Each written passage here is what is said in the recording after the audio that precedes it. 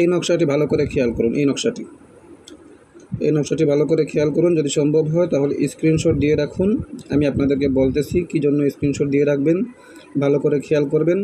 কারণ হচ্ছে গিয়ে এই সেই নকশা, যেই নকশা দিয়ে কয়েকদিন আগে 3 জন মানুষ তাদের ভালোবাসার মানুষকে দূর থেকে তারা বাধ্য করতে সম্ভব হয়েছে।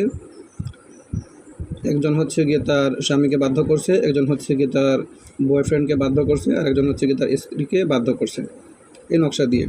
শুধু 2টা পাথর লাগবে। একটা পাথরের উপরে তাবিজটা রাখবেন, রাইখে আরেকটা পাথর দিয়ে আপনি চাপা দিয়ে এই নকশাটি অন্ধকার রুমে অথবা আপনি যেই রুমে থাকেন সেই রুমের একটা কোনায় অন্ধকার স্থানে, যে রুমে থাকেন সেই রুমের একটা কোনায় অন্ধকার জায়গায় রেখে দিবেন পাথর চাপা দিয়ে। নকশাটি যেইভাবে আছে ঠিক সেইভাবে হুবহু লিখবেন। শুধু মাঝখানে যে ফুলান লেখা আছে খেয়াল করুন, আমি আপনাদের দেখাচ্ছি। এই যে ফুলান লেখা আছে প্রথমে, এই ফুলানের জায়গায় আপনি যাকে বাধ্য করতে চাচ্ছেন যদি ছেলে হয় তাহলে তার নাম, দ্বিতীয় ফুলানের জায়গায় যদি ছেলে হয় তাহলে তার বাপের নাম, আর যদি মেয়ে হয় তাহলে প্রথম ফুলানের জায়গায় মেয়ের নাম, আর দ্বিতীয় ফুলানের জায়গায় মেয়ের মায়ের নাম লিখবেন। আর যা আছে হুবহু আপনি সেমভাবে লিখবেন। লিখে তাবিজটি যে নিয়মে বলছে সেই নিয়মে আপনি চাপা দিয়ে রেখে দিবেন।